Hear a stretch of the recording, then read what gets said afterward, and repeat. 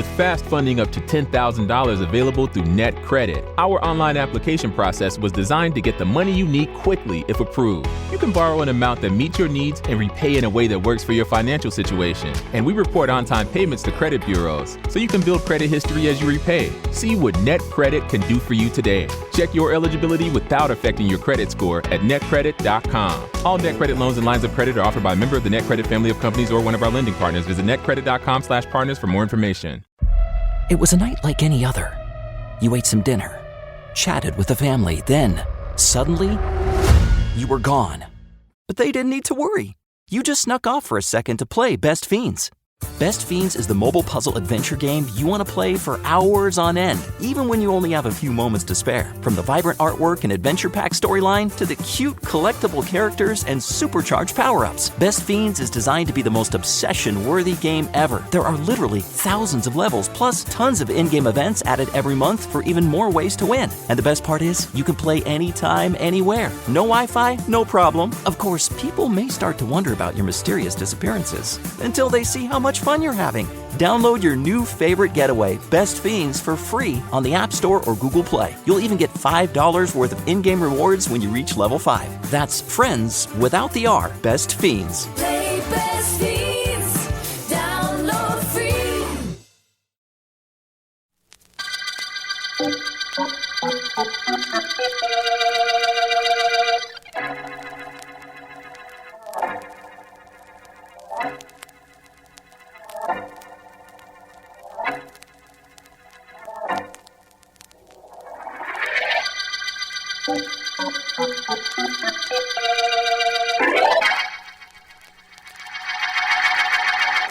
Really, Vance, don't you think you're being a little obvious? Don't you think she rates it, Markham?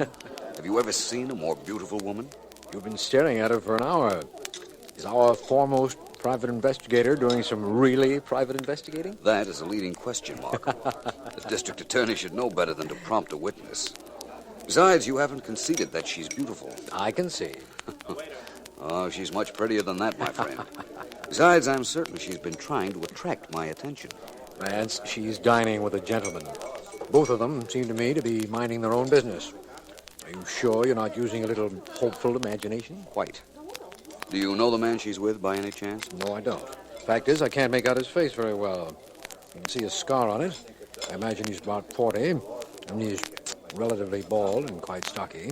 There's something familiar about him. And there's something very lovely about his blonde companion. Yes, there is. I think she's... Markham, did you see that?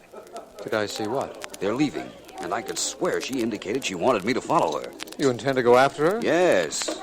Vance, wars have been fought over less. Well, our check is paid. Let's go. They just passed the head waiter. We can probably catch them in the foyer before they get into the street. All right, but after we do catch them, then what? That all depends on whether I did get a signal from the lady. Well, here we are. Too late, Vance. They've already gone out the street door. Oh, no, the man is still here. You see that chap, the one with the scar? Oh, there he is, sitting over there in that chair. The man is still here. That's the breaks I get. Come with me a minute, will you? Right. I beg your pardon, sir. Well, what is it? The young lady you were dining with, would you mind telling me where she is? What are you talking about? He's talking about the young lady you were dining with. We've been watching the two of you inside for over an hour. I'm very sorry, but I'm afraid you gentlemen were mistaken. What do you mean? I haven't been with any young lady all evening.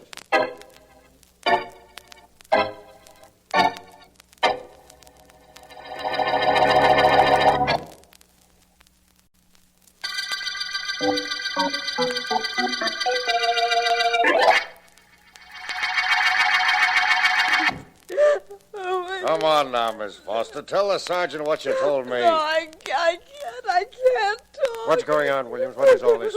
This is Miss George Foster, Sergeant. Foster, eh? It was her husband who was murdered a couple of hours ago? That's right. Sergeant Heath is up at her house now, looking the place over. I found her on my beat, crying, just like she is now, so I brought her here to headquarters. I see. Mrs. Foster. Mrs. Foster. Yes, what is it? You want to take it easy, Mrs. Foster. Let Officer Williams take you back to your house. No, I don't want to go back there. I don't ever want want to go back. My husband was shot. I saw him shoot my husband. I don't ever want to go back to that house. You saw who shot your husband, Mrs. Foster? Did you know the man? No, I didn't. Can you describe him? Yes. Yes, I know exactly what he looks like. Well, that'll help us find him. Williams, take down the description Mrs. Foster gives you. Then take her into the rogues gallery and see if she can find the man in our files. We're liable to crack this case without leaving headquarters.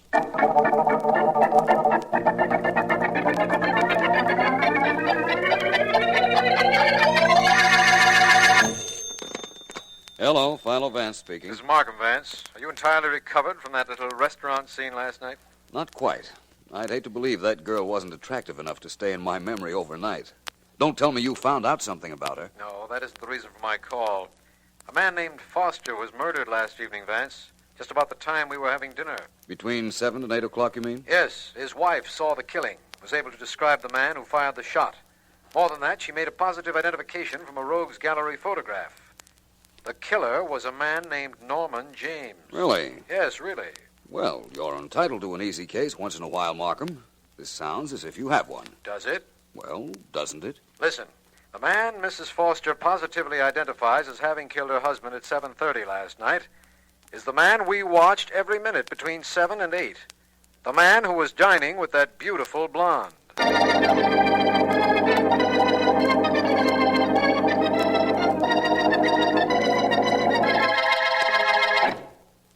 Daddy, What do you want? what goes on a red 9? A black 10? A black 8. Look, beautiful. Babies can play solitaire. Why can't you? Maybe because I'm not a baby. What goes on a red queen? A yellow pumpkin. What? Don't bother me. I'm busy. I'm reading. There's a very good picture of you in the papers, Norman. Ah, it's not so good. Oh, I think it's beautiful. Shows that scar on your face so clear. Daddy, Now, what is it? that Mr. Vance you told me to make eyes at in the restaurant's awful cute. That Mr. Vance happens to be awful smart. You make sure you never talk to him. Never see him again. You understand that?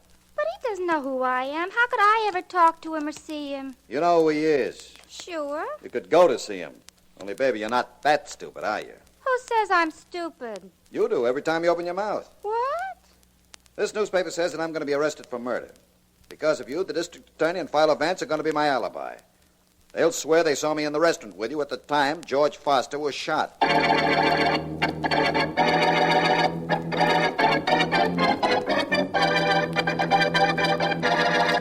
Now, Mrs. Foster, please calm down for just one moment. You seem to have made a terrible mistake. It wasn't a mistake, Mr. Markham. I swear it wasn't. I saw the man who killed my husband. It was this Norman James, the man whose picture I picked out from the police files. Mrs. I couldn't Foster- have been mistaken. I saw him. I'll never forget his face when he shot my husband. He did it, I tell you. He did it. Mrs. Foster, I dislike saying this to you, but it would be physically impossible for him to be in the restaurant where I saw him between 7 and 8 o'clock and at your house killing your husband at the very same time. Now, wouldn't it? I don't know, and I don't care. And there is a possibility, of course, that Norman James had a twin brother, in which case I can figure out what happened. We're checking into his background now. Look, Mr. Markham, you're the district attorney. You know all about murders and alibis and all that sort of thing. I don't know anything about them. All I know is my husband was killed, and I saw the man who did it, and that man was Norman James. I swear it was Norman James. I don't doubt either your sincerity or your identification, Mrs. Foster, but there are certain... Oh, excuse me. Come in. Mr. Markham? Yes, Williams, what is it? We made a thorough check on Norman James' background, Mr. Markham. He was an only child. No brothers or sisters, twin or any other kind. That's definite. I see. Thank you, Williams. Right? Well, now what? So the man had no twin brother. I saw him kill my husband, and you say you saw him in the restaurant at the same time. I not only saw him, I spoke to him in the foyer. Well, then what does this mean? Mrs. Foster, I say to you in all sincerity, I wish I knew.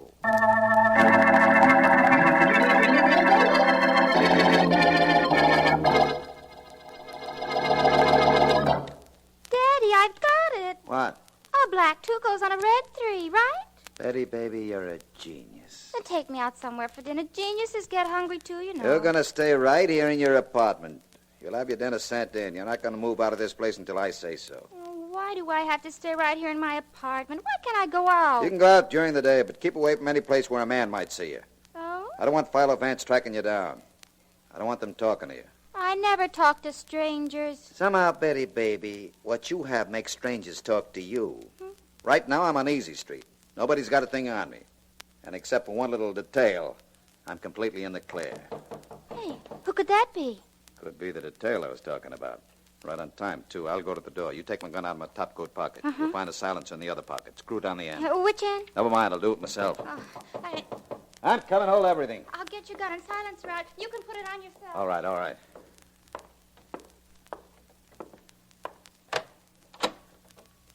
Hi. Hi. You know Betty. Sure. Pleased to meet you. You know that guy, dope. Oh. Well, James, you know why I'm here? I most certainly do, and you're right on time. You came for the payoff, right? That's right. Here's the gun and silencer, Daddy. What's that for? Nothing. I just want to keep them in my suit pocket, that's all. How much would you say I owed you? What you promised? $5,000. Your life is worth that, isn't it? Yes, it is. But your life isn't. Hey, don't! Oh. Gee, Daddy. Is he dead? Wait a minute while I make sure. Yeah, he's dead all right. Gee, alive one minute and dead the next. That's life, isn't it? Yes, my brilliant accomplice, it is. You know, Daddy, when you said for me to get you that gun, I was scared. Why? I thought maybe you were going to kill me. Why would I kill you, genius? Why? Yeah. Well, because. Because I know too much.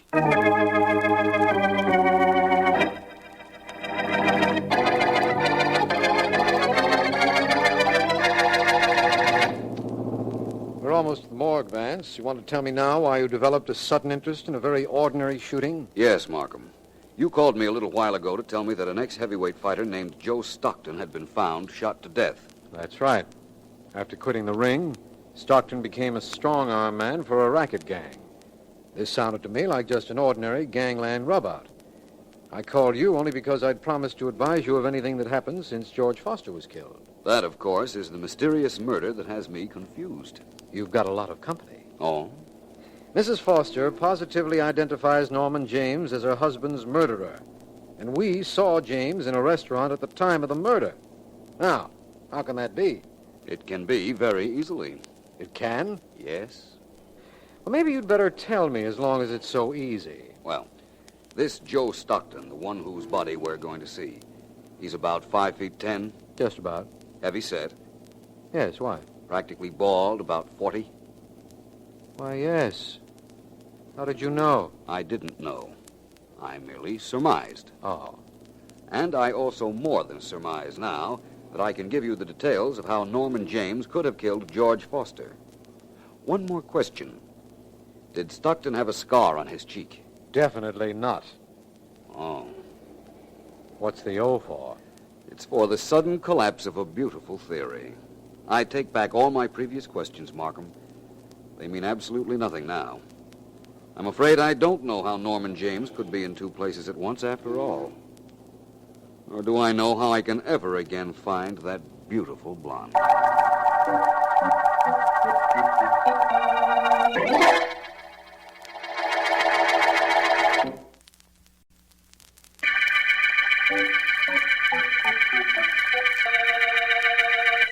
This is District Attorney Markham. The Scarface murder case opened with the killing of George Foster.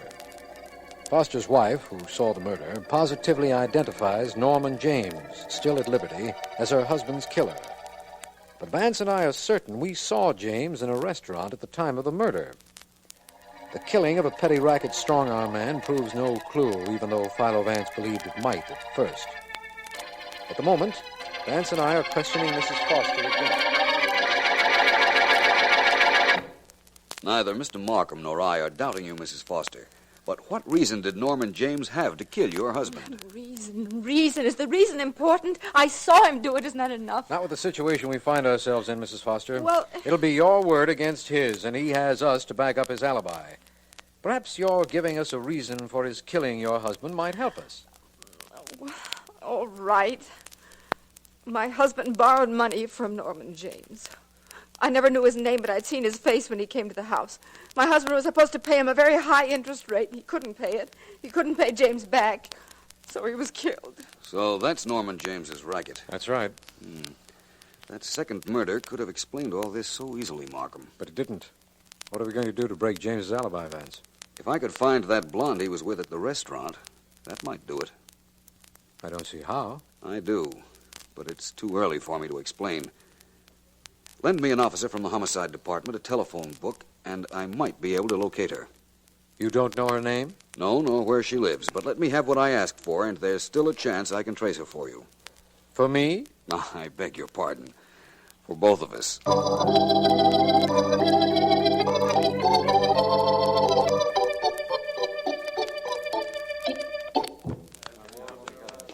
That's all, sir. Shave, haircut, massage, all finished. Pay the cashier, will you, please?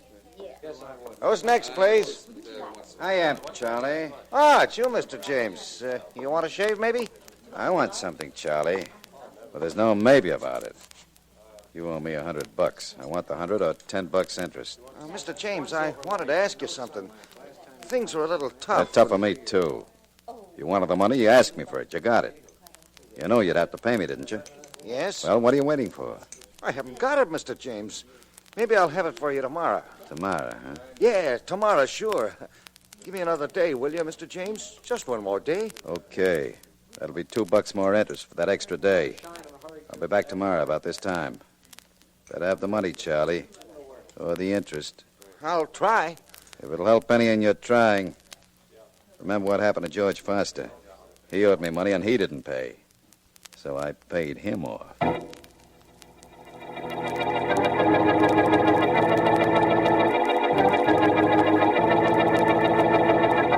Oh, never mind, thank you. Goodbye. Well, any luck, Williams? Hello, Mr. Vance. Any more numbers for me to call? There are only about 3 more on my list. I think I'll make the next call myself. Okay, you try for luck. Here's the phone. Thanks. Let's see. We called about 30 numbers, didn't we, Mr. Vance? So far, yes. I'm sure this has to work. Oh, maybe if I knew what you were trying to do. Shh. Hello, Salon. How do you do? My name is Philo Vance. I'm trying to find a girl. I wish you luck, brother. Happy hunting. Just a moment, please. I'm hoping that this particular girl is one of your customers. Well, what's her name? Well, I don't know. Oh, you're a big help. What's she look like? She's blonde. That's big news. I'd say she was the kind of girl who'd come into your establishment about 3 times a week. Does that help any? Well, it might. Give me a little bit more to work on. She's about 5'8", very attractive, very smart dresser. Her hair is blonde, but not golden. Platinum, huh? Dark eyebrows, nice mouth, gray eyes. Well, I don't know what color her eyes are. Do you know somebody that answers that description? Yes. Well, that's fine. Does that make me a landmark for tourists? You are, as far as I'm concerned. I'm coming down to see you right away. You're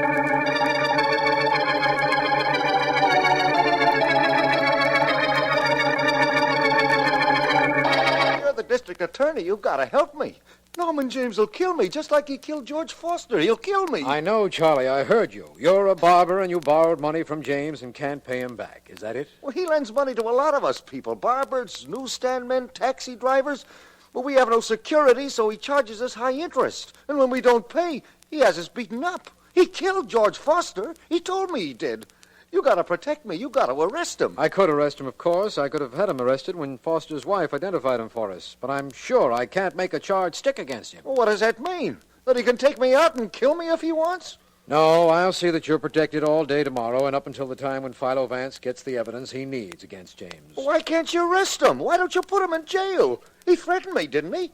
Charging those high rates of interest is illegal, isn't it? Why can't you arrest him? Perhaps I will. In any event, Charlie, you have nothing to worry about. I give you my word that you won't be bothered by Norman James again.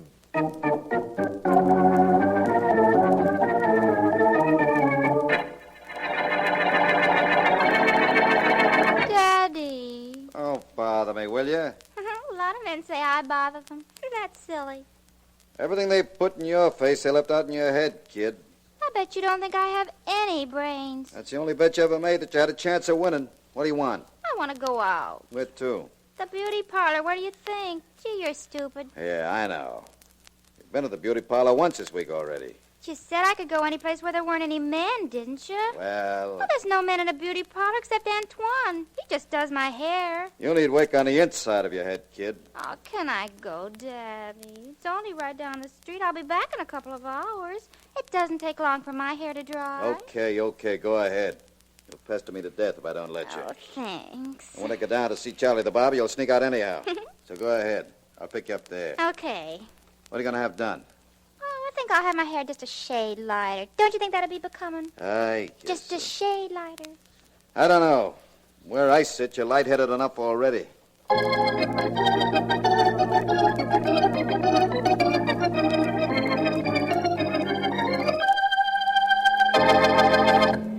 You know something? I don't mind sitting under this hairdryer at all. Not a bit. I am glad, madame. Madame? Yes. I'm not a madame. I'm more of whatever it is that means I'm younger. Yes, miss. Hey, you're cheating me. You ain't French. I'm sorry. That's all right. I like you. I like you as well as I liked Antoine. Except your mustache is cuter. I think I'll have you every time I come in here. I'm a very good tipper. Oh, I'm sure you are. Oh, I'm sleepy. Noise from that dryer makes me sleepy. Well, why not sleep a little then? I can't. The noise from the dryer keeps me awake. Oh. Can you play solitaire? I imagine so. I just learned to play. That's quite an achievement. It sure amazed Daddy.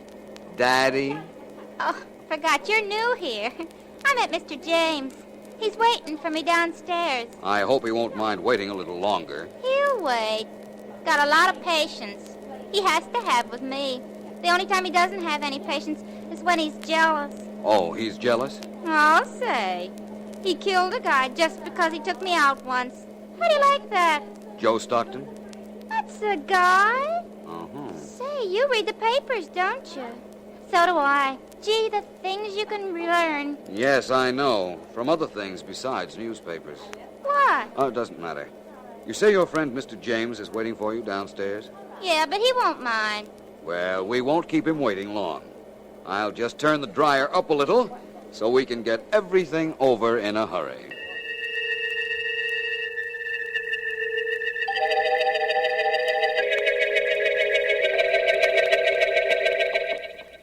There's Daddy. I mean, Mr. James. That's nice. Standing over there in the doorway waiting for me, just like I said he would be. Oh, thank you very much for doing my hair so well. Oh, it's quite all right. And I think I want a word with your daddy. Sure, I'll get him.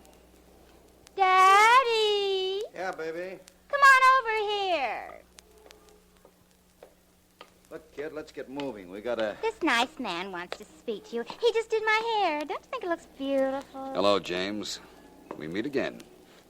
You're Philo Vance. That's right. And after what your friend here just told me, I think I've got all I need to turn you over to the district attorney. After what I told you, I didn't tell you anything. Besides, I saw Philo Vance in the restaurant. He didn't have a mustache. The one this guy's wearing comes off. Can't you see it's a phony? Better you dope I could beat I you. don't think you can do anything at all, James, except come with me to see Mr. Markham. That's one man's opinion. Bet he talked you smart enough to put everything together. I'm getting out of here. I doubt that. Okay, Vance, let's play rough. All right. Oh, you've killed him, Vance. You've killed Daddy. No, my dear, I didn't. I just knocked him out. I didn't kill him. I wouldn't dream of sparing the state all that trouble.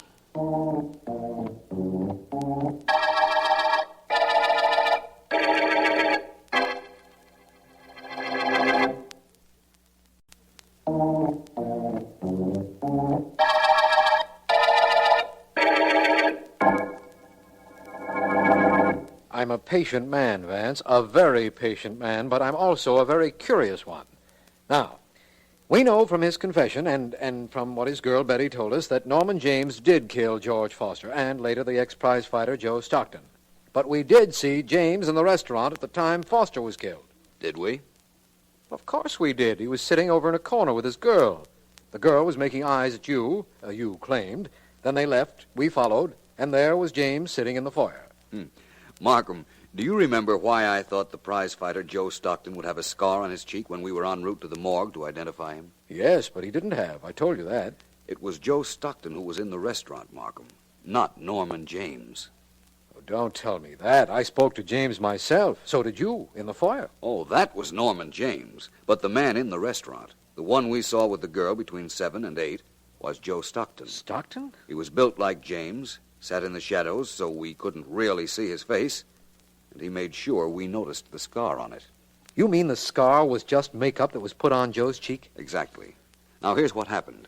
The girl had instructions to attract my attention. Your attention, that is, because you're the district attorney, and you were to be Norman James' alibi. I see. It was all set up for us to follow the two of them out the door. Then they were to disappear into the street, and Norman James was to be found by us seated in the restaurant foyer. He denied there had been a girl with him to intrigue us, to make sure we remembered him. That was the plan, and it worked. Yes. You see, James had time to kill George Foster between 7 and 8 and to get to the restaurant afterwards, just as we were leaving. And then later, James had to kill Joe because of the possibility that Joe would either blackmail him or talk in the future. That's right. Huh? It was a very clever plan, and it almost worked. I figured the girl would be a key to all of this, and I also knew that a girl such as she would be a beauty parlor addict. She'd go to one several times a week, probably a swanky one. So I called all the better beauty parlors in Midtown and finally found the right one. You most certainly did. That was quite a trick, finding a girl in a big city without knowing anything about her. Thank you. After I found her, I also found a way of making her talk. The result you know. She put Norman James right in the middle of a double murder rap. Put him in the middle and us at the end of the Scarface murder case.